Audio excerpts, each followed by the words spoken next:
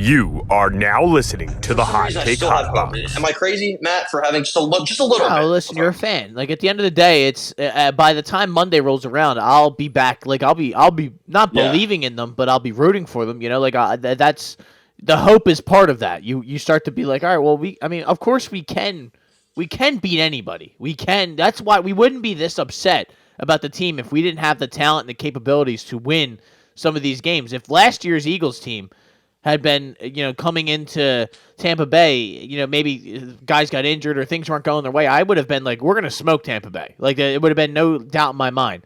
This year, I just don't. It's just something's missing. I don't get exactly what it is, but this team is just not that team. It's really that has just been the thing. This whole year, I can't get over the fact that they are just constantly underperforming every single week. Now, of course, they can win this game. It's Baker Mayfield they're playing.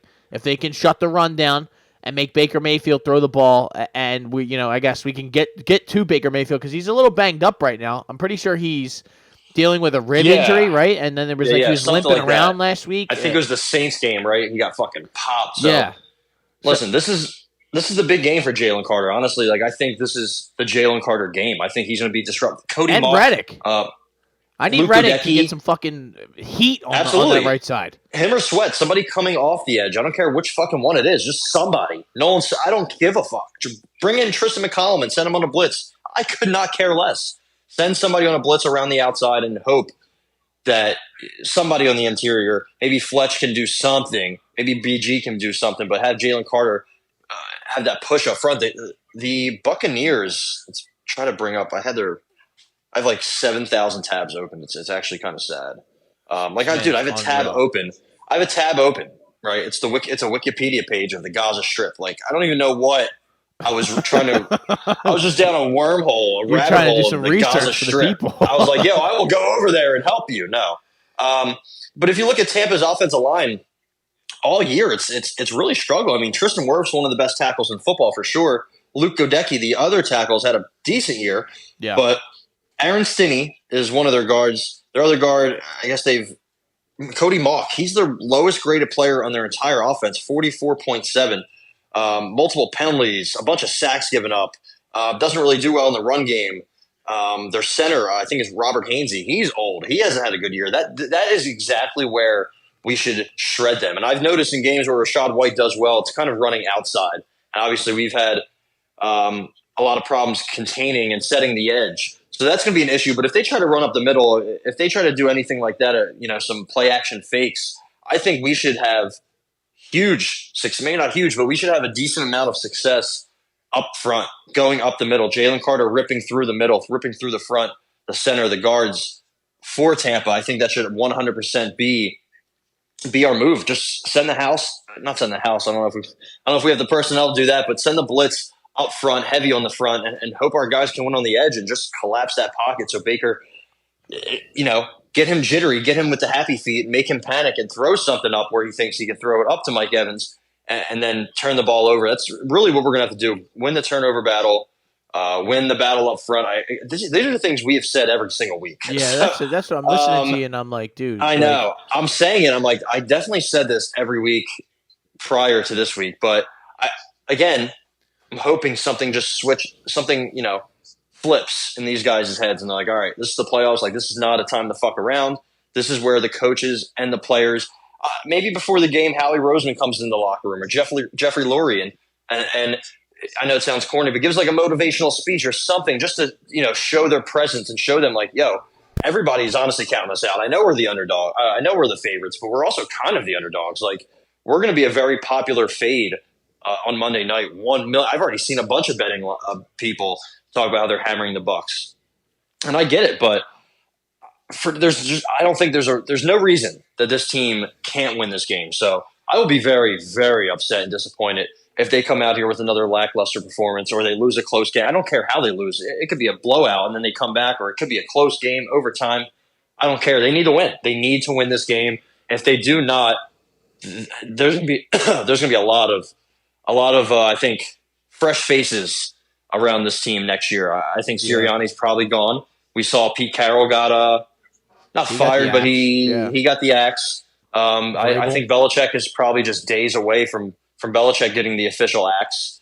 I've seen some other teams and names out there. I mean, there's already 6, 7 vacancies. There could definitely be 10. Matt Eberflus probably should have gotten the axe. I can't believe he's still in Chicago. That's pretty crazy. So, and I know it'll probably come to a shock to people if we do fire Nick Sirianni if we lose to Tampa, but they should be. I mean, 1 year removed from the Super Bowl or not, if you're not, this is a what have you done for me lately kind of league. And if you're just not, after the season we had, the start to the season, if you're not going to be able to rally this group of talented individuals, you have a good mix of old and young. If you can't rally them to win a game against the Bucs, who really have showed a lot of times this year that they have no life on offense sometimes. If I was a betting man, which I'm not, allegedly, I would bet the under in this game 100%. Yeah. I think it's going to be a low scoring, just disgusting punt fest. Braden Mann, hope you got your leg ready, buddy. But maybe Jake Elliott can win us a game. Jake Elliott, Jalen Carter, A.J. Brown, those are the 3 guys to watch, in my opinion. So, yeah, look, they have the thing that scares me about the Buccaneers is they have a lot of weapons. You know, they got the Rashad Whites, the Chris Godwins, the Mike Evans, you know. That is concerning in itself because Bradbury's going to have to cover somebody. Yeah, that just worries me. Ricks too. That alone, yeah, you're going to have those guys out there guarding somebody, and if we can't get pressure on Baker Mayfield, he's not exactly Tom Brady, but he's an NFL quarterback. He'll be able to find these guys, and he could be able to spring them for big plays. I think I say this every week, and it seems like they just can't do it anymore. Which sometimes they do, sometimes they don't. But they have to stop the run. That's where this all starts. Because once the run gets going, then they can go run them play actions, or they can just kind of have you on your heels, get all tired, and then they just start doing whatever they want to us. And we don't want to make them guys in the secondary tackle, because Darius Slay don't want to tackle. We know that. None of them guys out there really want to tackle, other than Reed Blankenship, who hurts himself every time he's trying to make a tackle. So it's all fucked. I don't want anything to do with that. I do think our offense is screwed. I think the scheme, the game planning every week, it doesn't matter what they want to blame it on. Sirianni tries to blame it on the game plan every week. Well, it stinks every week. So what are you going to do to switch or change it? And they haven't done anything to change it at all. So I have a question, Matt, real quick. Sure. Do you think Sean Desai should be let off the hook for the absolute awful I mean, we're giving up a couple more points per game with Patricia, but we're giving up less yards technically. No, those people, I had a kid that was on my Twitter say that the Eagles would have won the Cardinals and Seahawks game had Sean Desai been the defensive coordinator, and I'm like, hilarious. What? When you have no, we're talking about a guy who was just getting 40 burgers hung up on him, and those are better teams, but still. What are we talking? I don't think it's much to do with any of them. The defense just got old overnight. I think that's a lot of what it came down to, and I think the defensive line that's what's really killed this team. It has been the Achilles heel because they were the thing that carried us last year. They had 70 sacks. They had 4 guys, I'm pretty sure, in double-digit sack numbers last year.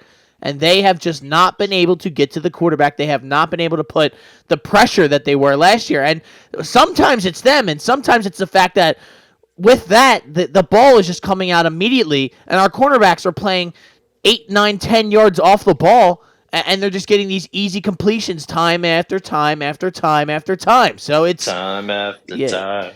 When you call, I will catch you waiting. All right. So listen. So I guess to close out the Eagles Buccaneers thing real quick, I would like to say I'm with you. I would like to have faith. I'd like to say yes. I agree. The Eagles are going to take care of business. They're going to get out of there with the W, and they are going to move on to probably play the 49ers next week in San Francisco. But Ty, I'm not doing that. I am going to pick the Buccaneers to win this game. They are going to win 24-17. And that is the Buccaneers moving on to play whoever the fuck they're going to play. Probably the Niners to get shit smacked. I'm going to say Bucs win 20-17. I just don't have any faith that this team can win a game, honestly. I think Matt Gay is going to hit that game winner. Who's their kicker? Not sure anymore. Actually, I gauge on the Colts. I don't trust them at all. Close game, beginning of a game, the middle parts of the game, crunch time, third down, fourth down. There's no area of this team of the game that I trust this team just whatsoever. No. I mean, I wouldn't be surprised if Chase Edmonds, the ghost of Chase Edmonds, is out here and he had like 4 carries for 50 yards. I wouldn't be surprised if they brought out Sean Tucker from the practice squad and he had a rushing touchdown. Like, truly, I think we match up well with them. They only had 2 guys who had more than 500 yards receiving. 3, if you count Rashad White. And then after only 2 receivers that had 400 yards. Trey Palmer, he's a deep threat. LSU made. Nebraska developed. But still, like I'm just looking at a team that is not impressing me very much. No. Sadly, I just don't know. I don't know what we do because apparently, I forgot that Cam Jurgens got hurt. His eye is hurt. And then I saw Kelsey was in a brace. DeAndre Swift, I guess he was sick, right? He had an illness. Sure. Yeah. Fletcher Cox was hurt too or something. Or I think he was just getting sat for, because he stinks. That's why. Tired. But also, Todd Bowles' scheme on defense is definitely something to worry about. I mean, we just faced Wink Martindale, who, by the way, left the Giants facility, said, "Yo, I'm leaving. I'm going home to Florida. I don't want to fuck with you anymore, Brian Daboll." Like that's what's unraveling in the Giants facility. Their DC and head coach are trying to kill each other. And we knew Wink Martindale. What does Wink Martindale do on defense? Why is he a D coordinator? Blitzed. All the fuck he does, and it worked. He sent the house on like 60% of Jalen Hurts' dropbacks. And I think he was 5 of 14. Let's see, hold on. Yeah, 5 of 14 with a pick. 5 of 12, 41 yards and a pick. Terrible. How are we not knowing that's going to come here? I see people saying, Jalen, you got to know. You got to know they're sending the blitz. I'm like, sure, yeah, he's supposed to know that. But what about the coordinators? What about the coaches that are supposed to be getting these players prepared? They're the ones doing all the film study, all the tape study. They know this team that we just played them 3 weeks ago. So how do we not know that they're going to send the house? Todd Bowles, probably a better defensive mind than Wink Martindale, or at least close. So that's going to be an issue. They have all-pro player in Antoine Winfield, who creates havoc everywhere all over the field. Levante Davids, Hall of Famer, possibly. Devin White, not great, but he can make some splash plays. I don't think who else they really have. That's Vita Vea makes a lot of disruption up front. Shaq Barrett, very on and off, inconsistent off the edge, but their corners are pretty good. Jamel Dean, I don't know if he's playing. I mean, this team won the they won the Super Bowl all not that long ago. I mean, it was 2020, 2021, but 21. Yeah. But still, like that. Those are some Super Bowl winning players on that defense. So we can't just. I just can't understand who people out there who think that the Eagles are just going to win this game. Like there's they have no doubt in their mind. Like, oh, it's the Bucs. We beat them week 3. Those Bucs were a lot different, and those Eagles were a lot different than the 2 teams that are coming into Raymond James Stadium this weekend. It is a whole different ball game, and my pick is more anti-Eagles than it is pro-Bucs. I don't think the Bucs are really that good. I just think the Eagles have just fallen apart. And they're just – I think that this is the final nail in the coffin for a certain gentleman who we are going to give a certain amount of time to right now. You are now listening to the Hot Take Hot Box.